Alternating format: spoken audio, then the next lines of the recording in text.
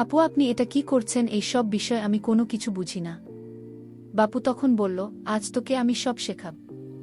আমি যা বলি তুই শুধু তাই করিস। প্রতিদিনের মতো আজও আমি খাবার নিতে বোনের বাড়িতে গিয়েছিলাম। যখন আমি বাড়িতে পৌঁছলাম তখন আপু সোফায় বসেছিলেন। আমি আপুকে খাবার প্যাক করার জন্য বললাম। তিনি বললেন, খাবার একটু দেরিতে নিয়ে যাস। আগে তুই আমার একটু পায়ে মালিশ করে, পায়ে অনেক ব্যথা পাইছি। পায়ের ব্যথায় রাতে ঘুমাতে পারছি না। আমি বললাম, দিদি আপনি কি বলছেন? তিনি বললেন, চিন্তা করো না, এখানে কেউ নেই, কেউ তোমায় কিছু বলবে না। আমি বাড়িতে একা আছি। আমি তখন সেখানে বসে বোনের পায়ে মালিশ করে দিচ্ছিলাম, কারণ দিদি বলেছিল সে নাকি পায়ে ব্যথা পেয়েছে। মালিশ করার সময় আপু আমাকে প্রশ্ন করলেন। হঠাৎ আপু বললেন, আচ্ছা একটা কথা বল শাকিল, তোর কি কোনো বান্ধবী আছে? আমি বললাম, বান্ধবী? আমি বুঝতে পারলাম না আপু আপনি কি বলতে চান? তিনি বললেন, আরে বোকা, আমার মনে হয় কোনো গার্লফ্রেন্ড আছে নাকি? আমি বললাম, দিদি আপনি কি কথা বলছেন? আমি ওই ধরনের ছেলে নই। আর তাছাড়া গার্লফ্রেন্ডের ব্যাপারটা তো ধনী লোকেদের জন্য হয়। আপনি তো আমাদের বাড়ির পরিস্থিতি ভালোভাবে জানেন। তিনি বললেন, আচ্ছা এর মানে তুই এখনো কুমার? তার এই কথা শুনে আমি একটু লজ্জা পেলাম। তিনি বললেন, আচ্ছা তাহলে একটা কথা বলো, কি তোর মন চায় না? আমি বললাম, দিদি আপনি কি বলছেন? আমি কিছু বুঝতে পারছি না। তিনি বললেন, আরে বোকা, এখন কি সব কিছু আমি খুলে বলবো?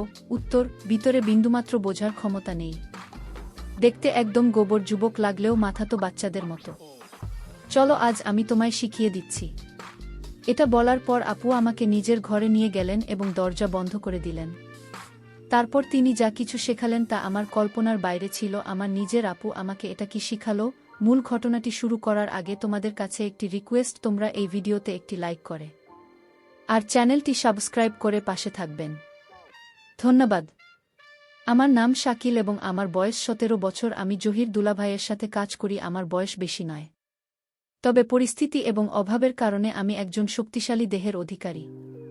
জহির দুলাভাই আমার কোনো আত্মীয় নন, আমি শুধু তার কাছে কাজ করি। তিনি বয়সে আমার থেকে অনেক বড়, তাই আমি তাকে দুলাভাই বলি।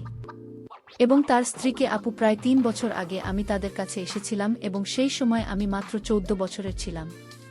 তখন থেকে আজ পর্যন্ত আমি তাদের কাছে আছি এবং আমার পুরো সততা এবং পরিশ্রম দিয়ে তাদের কাছে কাজ করি। এই কারণে দুলাভাই আমার সাথে খুব সদয় আচরণ করেন এবং তিনি আমার উপর পুরো বিশ্বাস করেন। জহির তার পরিবার খুব বড় নয়, তাদের 2টি মেয়ে এবং একটি ছেলে আছে এবং স্ত্রী আছে। আপুর বয়স খুবই কম। দুলাভাইয়ের বয়স 50 বছরের কাছাকাছি এবং আপুর বয়স প্রায় 35 বছর। তাদের দুজনের বয়সে এত পার্থক্য কেন সে সম্পর্কে আমি বেশি জানি না। তাদের বড় মেয়ের বয়স 15 বছর এবং ছোট মেয়ের বয়স 12 বছর আর তাদের ছেলে বর্তমানে 9 বছর। তাদের ব্যবসা খুব ভালো চলছে, এই কারণেই তাদের বাড়িতে প্রয়োজনীয় সব কিছু ছিল। আমি তাদের বাড়িতে আসা যাওয়ার ক্ষেত্রে কোনো বাধা অনুভব করিনি এবং সবকিছু আমি দুলাভাই জহিরের মাধ্যমেই এনে দিতাম। আমাকে তারা পরিবারের সদস্যের মতোই মনে করতেন।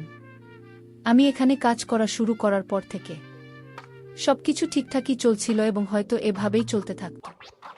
কিন্তু একদিন এমন কিছু ঘটল যে আমার জীবনে একটি নতুন মোড় নিয়ে, এমন যে আমি নিয়ম অনুযায়ী বাড়ির জিনিসপত্র নিয়ে দুলাভাই জহিরের বাড়িতে পৌঁছলাম। কয়েকবার দরজায় নক করলেও কেউ উত্তর দিল না এবং দরজা খোলার কোনো লক্ষণ দেখা গেল না। কিছুক্ষণ অপেক্ষার পর আমি গেটটিকে একটু ধাক্কা দিলাম, দেখি সেটা লক করা নেই। তারপরে আমি নিজে গেট খুলে ভিতরে চলে গেলাম এবং বিনা দ্বিধায় রান্নাঘরের দিকে জিনিস রাখার জন্য এগিয়ে গেলাম। আমি রান্নাঘরের কাছে পৌঁছানোর পর বাথরুম থেকে হালকা হালকা হাঁপানির মতো শব্দ শুনতে পেলাম।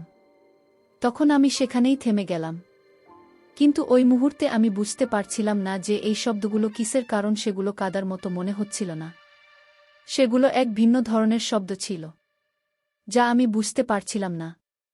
কিছুক্ষণ আমি দাঁড়িয়ে রইলাম, কিন্তু যখন শব্দগুলো বেশ জোরালো হতে লাগল তখন আমি আর স্থির থাকতে পারলাম না এবং বাথরুমের দিকে যেতে লাগলাম। আমি দরজার কাছে পৌঁছানোর আগেই শব্দটা বন্ধ হয়ে গেল, তাই আমি আবার রান্নাঘরের দিকে ফিরে আসলাম এবং জিনিস রাখতে লাগলাম। যখন আমি জিনিস রেখে বাইরে বের হচ্ছিলাম তখন বাথরুমের দরজা খুলে আপুকে বের হতে দেখলাম। কিন্তু যখন তার নজর আমার উপর পড়ল, তিনি হঠাৎ চঞ্চল হয়ে গেলেন এবং রেগে গিয়ে আমার দিকে তাকিয়ে বললেন, তুই ভিতরে কখন এলে? তার এইভাবে উপস্থিতি দেখে আমি ভয় পেয়ে গেলাম এবং কাঁপা কাঁপা গলায় বললাম, দিদি আমি তো এখন এসেছি। কারণ বাইরে দাঁড়িয়ে অনেকক্ষণ ধরে দরজা নক করছিলাম, কিন্তু যখন কোনো উত্তর এল না তখন আমি নিজের ভিতরে চলে এসেছিলাম। আমার এই কথা শুনে আপনি চুপ হয়ে গেলেন এবং রান্নাঘরের দিকে চলে গেলেন। সেই সময় বাড়িতে দুলাভাই ছাড়া আর কেউ ছিল না, যা করে তিনি আমাকে খাবার প্যাক করে দিলেন। তারপর আমি খাবারের টিফিন নিয়ে সোজা দোকানের দিকে চলে গেলাম। দোকানে আসার পরেও আমার পুরো মন্দিরের দিকে ছিল যে আসলে দিদি বাথরুমে কি করছেন এবং তিনি কেন এমন আওয়াজ করছেন। পুরো দিন চিন্তা করার পরেও আমি বিষয়টি বুঝতে পারলাম না। তাই আমি সেই চিন্তা মাথা থেকে বের করে দিয়ে পুরো মন কাজের দিকে দিলাম। কিন্তু পরের দিন যখন আমি খাবার নিতে বোনের বাড়িতে গেলাম, তখন আমি তার মধ্যে অনেক পরিবর্তন অনুভব করলাম। অর্থাৎ যেভাবে তিনি আজ আমাকে দেখছিলেন, গত 3 বছরে তিনি আমাকে কখনো এমনভাবে দেখেননি যতক্ষণ আমি সেখানে দাঁড়িয়েছিলাম। প্রায় তার মন আমার দিকেই ছিল। তারপর কিছুক্ষণ পর তিনি খাবারের টিফিন প্যাক করেন, আমার হাতে ধরিয়ে দিলেন।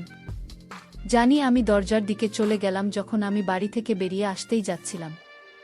সেই সময় তিনি আমাকে পিছন থেকে ডাকলেন। তখন আমি ফিরে এসে তার কাছে গেলাম এবং বললাম যে আপু কি বলবেন। তিনি মিষ্টি হাসি দিয়ে আমার দিকে তাকালেন। তিনি আমার সাথে এক অদ্ভুত আচরণ করা শুরু করল। তার হঠাৎ এমন করার কারণে আমি একদম অবাক বিপর্যস্ত হয়ে পড়লাম। তারপর কিছু মুহূর্ত পর তিনি আলাদা হলেন এবং বললেন, শাকিল তুই এখন বড় হয়ে গেছিস এবং কত সুন্দর লাগছে তোরে। তবে এই কথা তো দুলাভাই বা অন্য কাউকে বলবে না। আমি না বলে মাথা নাড়লাম এবং তার বাড়ি থেকে বেরিয়ে গেলাম।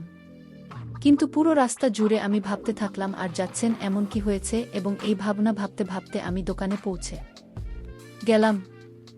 এখন আমার কাজে একদম মন ছিল না, কিন্তু এই বিষয়টি চিন্তা করে আমি নিজের ভিতরে এক অদ্ভুত অনুভূতি অনুভব করতে লাগলাম এবং ভিতরে ভিতরে হাসতে লাগলাম। পরের দিন রবিবার ছিল এবং দুলাভাই রবিবার দোকান বন্ধ রাখতেন।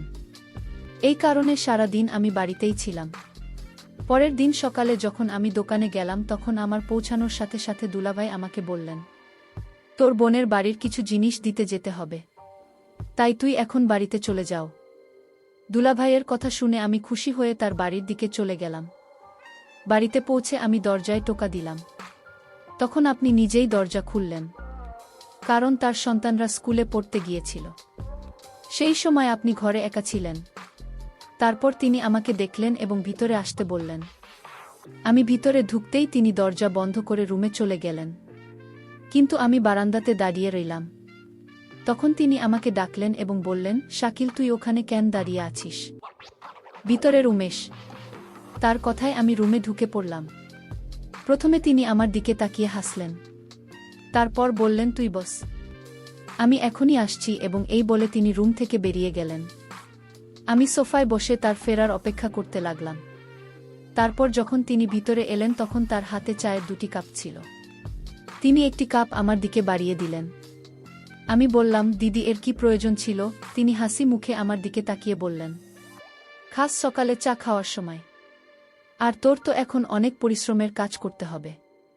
তার এই কথা শুনে আমি ভাবতে লাগলাম, আসলে এমন কোনো কাজ হতে পারে। তারপর আমরা দুজন চা পান করতে লাগলাম। চা পান করতে করতে আপু বললেন, সেদিন যে ঘটনা ঘটেছিল তুই কি সেটা কাউকে বলেছিস? আমি বুঝতে পারলাম তিনি কোনো ঘটনাটি উল্লেখ করেছেন, তবে আমি অজানা সে বললাম, কোন ঘটনা আপু? তখন তিনি বললেন, ওহ তুই এত দ্রুত ভুলে গেলে, তুই কি মনে রাখুনি যে যখন তুই পরশু খাবার নিতে এসেছিলে আমি তোর সাথে জোর করে আমি বললাম জি মনে আছে, তবে আমি কেন এই বিষয়টি কাউকে বলবো? এ বিষয়ে তো আমার কোনো স্মৃতি ছিল না, এখন তুই উল্লেখ করায় মনে পড়ল। আমার কথা শুনে তিনি উঠে আমার খুব কাছে বসে গেলেন। তারপর বললেন, দেখো এখন তুই এতটা বড় যে কোনো বিষয়টি লুকোনোর মতো এবং কোনটি নয়, কারণ যে কাজ আমি তোর কাছ থেকে নিতে চাই সেটা যেন কেউ জানতে না পারে। তিনি খুব ভালোবাসে আমাকে বোঝাচ্ছিলেন এবং আমি তার কথা মনোযোগ দিয়ে শুনছিলাম। কিন্তু এই সময়ে আমার মনে অনেক প্রশ্ন জাগছিল যে আসলে এমন কোনো কাজ হতে পারে। আমি যখন এই সব কথা শুনলাম তখন আমি তাকে বললাম, আপু আপনি একদম চিন্তা করবেন না, আমি আপনাকে প্রতিশ্রুতি দিচ্ছি যে আপনি যে বিষটি বলবেন আমি তো কাউকে জানাবেন না। আমার এই কথা শুনেই তিনি একদম হাসতে হাসতে বললেন, সাবাস, আমার তরফ থেকে এটাই আশা ছিল এবং এই বলে তিনি দাঁড়িয়ে গেলেন। কিন্তু আমার উপর অবাক হওয়ার পাহাড় ভেঙে পড়ল যখন আপু পা ম্যাসাজ করতে বললেন। তিনি বললেন, আজ কাজ অনেক বেশি ছিল। আমার পায়ে অনেক ব্যথা পাচ্ছি। কাজ করে আমার পা দুইটা প্রচণ্ড ব্যথা করছে। তাই আমি খুব ক্লান্ত হয়ে গেছি। তুমি একটু পা নালিশ করে দে। আমি বললাম, দিদি আপনি কি বলছেন? তিনি বললেন, চিন্তা করো না, এখানে কেউ নেই, কেউ কিছু বলবে না। আমি বাড়িতে একা আছি এবং তোমার দুলাভাই দোকানে আছেন। আমি সেখানে বসে পায়ে শুরু করলাম পাবলিশ করার সময়। হঠাৎ আপু বললেন, আচ্ছা একটা কথা বল সাক্ষী, উত্তর কি কোনো বান্ধবী আছে? আমি বললাম, বান্ধবী আমি বুঝতে পারছি না আপু, আপনি কি বলতে চাইছেন? তিনি বললেন, ওরে বোকা, আমার মনে হলো তোর কি কোনো গার্লফ্রেন্ড আছে। আমি বললাম, দিদি আপনি কি বলছেন? আমি সেই ধরনের ছেলে না। এবং আসলে গার্লফ্রেন্ড ব্যাপারটা তো ধনী লোকেদের জন্য। আপনি তো আমাদের পরিবারের অবস্থা ভালো করেই জানেন। তিনি বললেন, আচ্ছা এর মানে তুই এখনো কুমার আছো? তার এই কথা শুনে আমি একটু লজ্জিত হলাম। তিনি বললেন, আচ্ছা তুই একটা কথা বল, তোর মন কি চায় না? আমি বললাম, দিদি আপনি কি বলছেন? আমি কিছু বুঝতে পারছি না। তিনি বললেন, ওরে বোকা, এখন আমি কি সব কিছু খুলে বলবো? জুতোর মধ্যে একদমই বোধ নেই, দেখতে একদম গোবর যুবক মনে হচ্ছে, আর মাথা তো বাচ্চাদের মতো। আজ আমি তোকে শেখাচ্ছি। তার এই কথা শুনে আমি একটু আতঙ্কিত হয়ে পড়লাম। আমি বললাম, দিদি আমার দেরি হচ্ছে, আমি দোকানে যাচ্ছি। তিনি বললেন, এখনই তো এসেছিস, এত দ্রুত কি হলো? একটু দাঁড়াও। এই বলে তিনি আমাকে থামিয়ে দিলেন। তারপর তিনি বললেন, তুই জানিস তোর দুলাভাই কতটা বুড়ো হয়ে গেছে? তার এবং আমার বয়সের কতটা পার্থক্য আছে? আমি যদি গরিব ঘরের জন্মাতাম না, তাহলে বুড়োর সঙ্গে আমার বিয়ে হতো না। এই বলে তিনি বললেন, আরও একটু পা ব্যথা করছে। কিন্তু আমি বুঝতে পারছিলাম দিদি এটা অভিনয় করছে, আসলে তার পায়ে কোনো ব্যথা নাই। আমি একটু ইতস্তত করতে লাগলাম। তিনি বললেন, লজ্জা পেও না, এরকম দৃশ্য আমি আগে কখনো দেখিনি, তাই আমি খুব নার্ভাস ছিলাম। তিনি মাঝে মাঝে কথা বলতে বলতে লাগলেন, তুই আমার দুঃখ কষ্ট কিছুই বুঝিস না। আমি তোর আপন বোন না হলেও তোকে তো আমার নিজের ভাইয়ের মতোই স্নেহ করি। তারপর বললেন, তোর দুলাভাই তো আমাকে করতে পারে না, দোকান থেকে এসে ঘুমিয়ে পড়েন। আমি কোথায় যাবে এখন তুই বল, আমি কি করব? আমি তার কথা শুনছিলাম, কিন্তু কিছুই বুঝতে পারছিলাম না। হঠাৎ সে আমাকে কাছে বসান।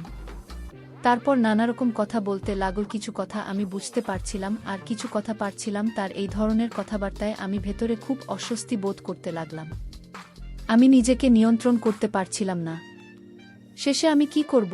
ধীরে ধীরে সে তার উদ্দেশ্য সফল হয়ে গেল এবং আমি কিছুই করতে পারলাম না। আমার এই আচরণে কিন্তু আপু খুব খুশি ছিলেন। তিনি বললেন, অনেকদিন পর আজ আমার মন শান্তি পেয়েছে। শাকিল, তোর ভাল লাগছে তাই না? আমি উত্তর দিলাম, দিদির কাছে গেলে ভাইদের ভালো লাগবে, এটাই স্বাভাবিক। তবে এমন যে আমার সাথে হতে পারে সেটা তুমি আমায় শিখালে। তোমাকে ধন্যবাদ দিদি, তুমি আমায় এমন একটা সুন্দর কাজ শেখানোর জন্য। এই কাজ যে করবে সে আর কোনোদিন সেই কাজের কথা বলতে পারবে না। বন্ধুরা, আজকের গল্পটি কেমন লাগলো তা অবশ্যই কমেন্ট করে জানাতে ভুলবেন না।